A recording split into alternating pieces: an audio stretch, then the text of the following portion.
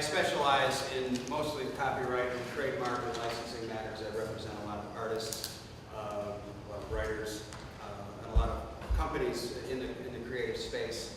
And I'm going to try to do in 15 minutes the top 10 misconceptions about copyright that there are. I was thinking about these misconceptions, and a lot of them are sort of quests for certainty in copyright law, and what you own and what you don't own, and how copyright works.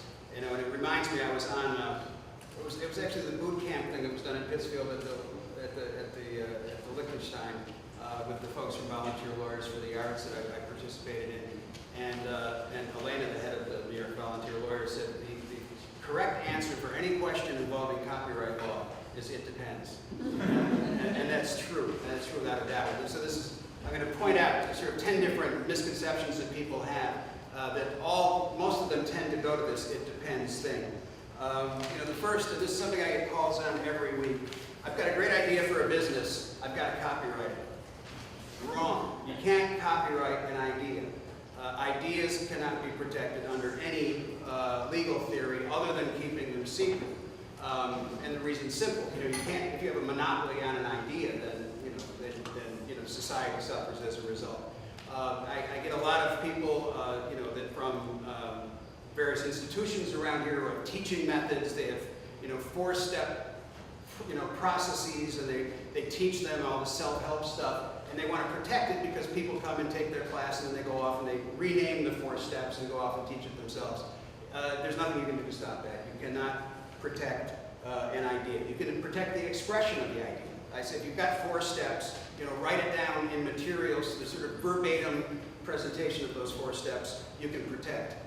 Name your 4 steps, brand them, put it and let it be known that your 4 steps are better than anybody else's 4 steps, even if they all say the same thing. But that you're the quality one. I mean, it's sort of like the iPod. I mean, there's a million different MP3 players that all are great. But if you don't own an iPod, ask your kids. If you don't own an iPod, you suck.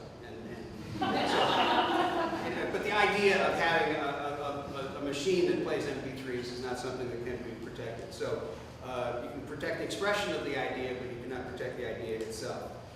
Second, I found an image on the internet, and I'm just going to cut and paste it and put it on my website. Just because it's on the internet doesn't mean it's free. Copyright works on the internet, sort of, like it does everywhere else. Some people argue, and there's something to that the internet has made copyright to a great degree irrelevant, and we're seeing a lot of that pushback right now. Your college kids getting sued by the music industry for downloading music, but copyright does work on the internet. You have to be careful. A lot of us have blogs. I have 2 blogs, and I go out and find goofy images and put them on my blog. But I'm not selling anything on my blog. That doesn't excuse me. I'm still running some risk that somebody's going to come after me. But I've had a lot of clients that have had their nephew make their commercial website, and they go out and they grab images, and there's all these nice pictures of pretty people and horses, and they're 2 months later they get a nasty gram from the Getty Archive saying that's our image and you owe us $20,000. And if you get one of those, you can always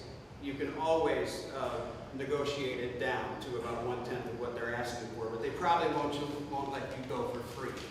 You don't know if the stuff you're stealing on the internet has been stolen from somebody else, and that the copyright notice and the metadata and all the identifying stuff has been stripped off. That doesn't excuse you from infringement. So just because it's on the internet doesn't mean it's free, and especially if you're going to use something you took from the internet for a commercial purpose, you've got to be very, very careful that the rights are all aligned. So is the Getty image a particularly poor thing to read? You don't want to mess with the Getty. Getty images are this big stock photo database, massive database. I think they actually bought Bill Gates' Corvus, and now it's like hundreds of thousands of commercial images that they license. I don't think anybody actually licenses stuff from the Getty Archive. I think the Getty Archive makes its money from trolling on the web and finding somebody who took their stuff and then sending them a bill, sort of post hoc, and I think that's how they make most of their money.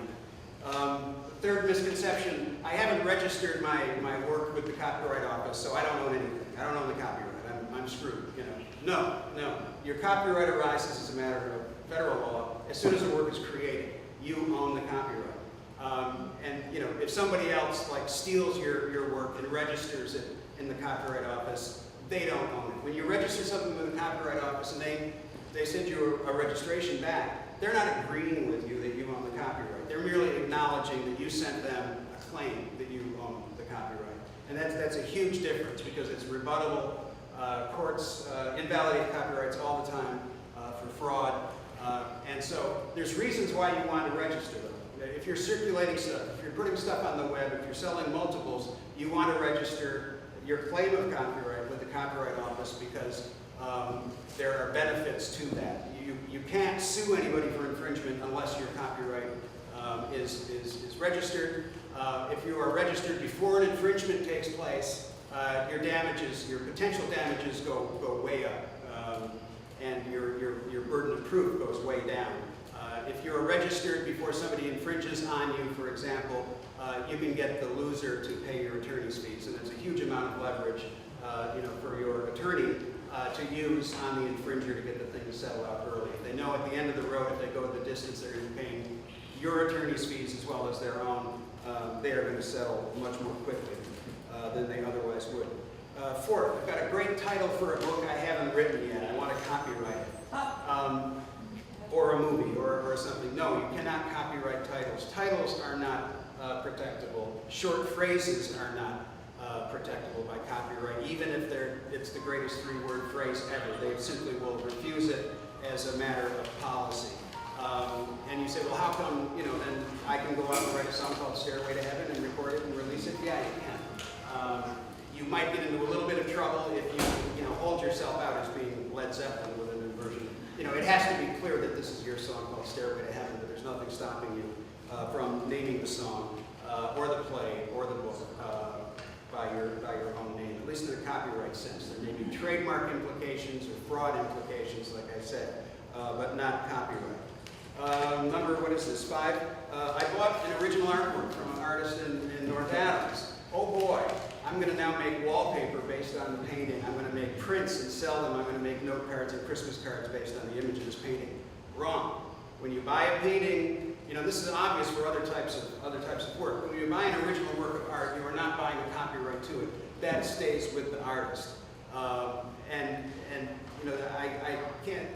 Artists, a lot of artists I run into don't. Oh boy, I got to talk faster. A lot of artists I represent don't even understand this. But if you're a fine artist and you're selling, make sure you take a high-quality digital scan, especially if you care about your legacy or if you think you're going to have a career. Take a digital scan of the image of the painting because you own it and you can exploit that all you want in the future.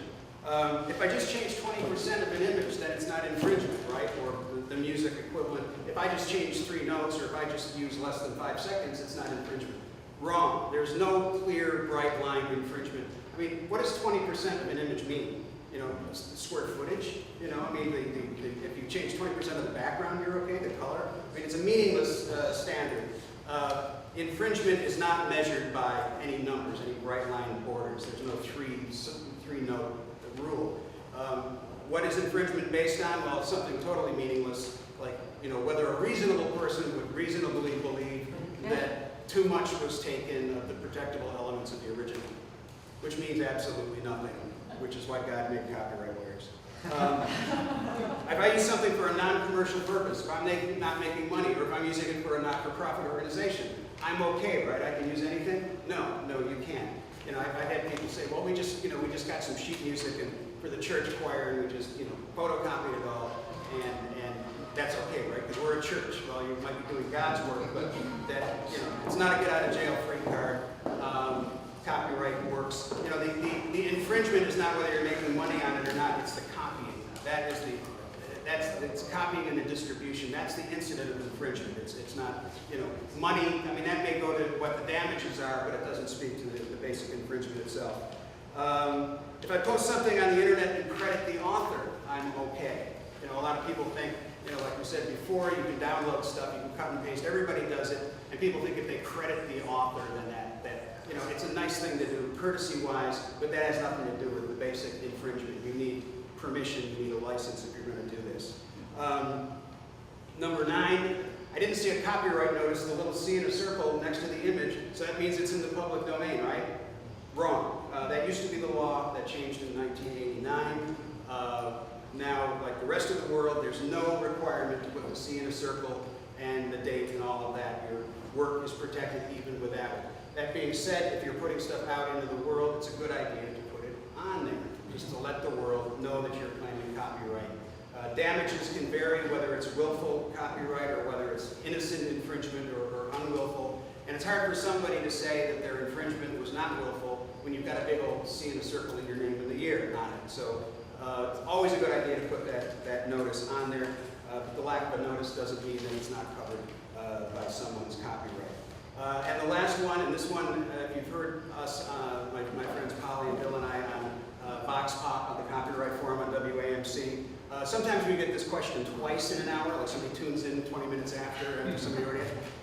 Mailing yourself the work is not the same as registering the copyright. The poor man's copyright, the idea is if you mail it to yourself, there's a postmark on it, and so that whatever's inside the envelope must have been created as of the day of the postmark.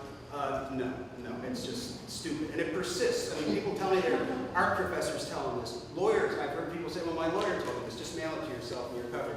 You're not covered. It can be faked, you know. I mean, you can steam the envelope. I mean, half of the, are there dates on postmarks even anymore? I mean, I see things coming with barcodes, like, yeah, here you go, here's the barcode, you're screwed, There's never been a case, 1 minute, there's never been a case that I know of where there's an infringer on the stand, getting grilled by Perry Mason, who whips up the magic envelope. It just doesn't happen. It's not a substitute, and you don't get all the other benefits we talked about with registration. You don't get the attorney's fees and the damages and all that. So, I've had clients mail me stuff, and they call me up and say, "Oh, open the envelope I sent you." And I'm like, it's not the same as registration. Registration is fairly cheap. It's fairly easy. It's $35. You can do it online, and you can upload, the images of your work to the Copyright Office. If your stuff is unpublished, if you haven't made multiples of works, and you just want to register, you can register an unlimited number of unpublished works on one registration. I mean, you can do hundreds of works and copyright all of them for $35, which is like the only bargain you can get out of the federal government these days, since cash for clunkers went. So, anyways, I think I'm done, but questions? What's the legality with mutual law in their commercials? I'm taking issue with Oprah or vice versa. Are you familiar with that? Because you said you can't copyright or own an expression. Right. That might be, we didn't get into fair use, but that might be fair use in comparative advertising. It's okay to use somebody else's stuff if you're commenting on it. Even in the context of a comparative commercial, it's okay to use somebody else's, and that would probably be more of a trademark than copyright, but that's probably okay. Yes? If you copyright a collection, like a whole group of work, do you feel that your protection is equal to copyrighting individual items? Yeah, the individual works are protected as if they were registered individually. As long as you're submitting the actual image of whatever it is. Yeah, you generally you give the collection a name, and then you list the individual parts of the collection, and then each piece is covered. Can I ask you another question? Sure. If my work is covered in a publication, can I put it on my website as an image from that publication, or just say, let's say whoever produced the work is okay, but just like as shown in interior design, here's the page from Interior Design magazine. You're doing it for portfolio purposes? Yeah. It's sort of the convention in the art world that portfolio use is sort of a fair use, where you can, even if somebody else, if you did something and somebody else owns the copyright, to it, then you can put it up. And you're showing the exact page and crediting and everything. And on the web, that whole linking, and I mean, it's murky. It may depend on the publication, what their tolerance is. Thank you. Is the year necessary after the work comes? It's a good idea, the year of the work's creation. Since notice isn't required anymore, it's probably not necessary. Just if you put C in your name, you're obviously sending out a signal that you're claiming the copyright, and the date really is less important. If you wanted to include a comic strip in a blog or a newsletter, what would the procedure be? Would you be in violation of copyright? Yeah, So comic they- strips are definitely, you know, if it's just your informational, you know, blog, if it's a commercial blog, yeah, definitely, because it's a commercial use. It's the kind of thing that they they make revenue on, is licensing for this purpose. And if you maybe Google the comic strip, Generally, it's Creator, you owned by, you know, comic strip is owned by some licensing company somewhere, and they have people that, you know, and they can say no. I mean, that's the problem. You know, sometimes you say, you know, I tell people all the time, well, that's probably infringement, but just go do it anyways, because, you know, A, they got to find out you did it. B, they've got to be mad enough to do something about it, and C, they've got to, you know, do something about it. So, you know, there's risk, but if you're doing a high profile and you want to use And you get them as a client. and then I get to this, or I get sued for malpractice for telling you. Yes. Brandon, question. I thought about a week ago, there was an article in the Berkshire Eagle for Monster Beer won the case against Monster Energy Drink. Yeah. Were you surprised with that result? No, Monster Energy Drink, I think, backed down. And that's a trademark question, and basically they were getting so much bad press. That was it, all around the Northeast. You know, I mean, one thing, and I learned this from my friends, the Yes Men, when you get a cease and desist letter, you know, from somebody who's bullying you, some big corporation that's trying to trump, you know, on your copyrights or your trademarks, you know, and you know you're in the right, the first thing you should do is post the cease and desist letter on the web, you know, and draw attention to it. You know, I mean, it's like Louis Brandeis said, you know, sunlight is the best disinfectant. You know, we did that once. We posted the cease and desist letter on the web and put out a press release how this big corporation was. And the law firm that wrote the cease and desist letter sent us a second cease and desist letter saying that they own the copyright to the first one. So we posted that one, you know, and then to make the law firm look like jerks. Yeah. Who owns the copyright on this video I just made of you? I do. Sign here. I just have a question about library carpets. If you do register something, which Yeah. I did, does it expire? Copyrights last, according to the Constitution, they're supposed to last for a limited time, but due to big media and especially Disney, they now last life. Copyright lasts life of the author plus 70 years.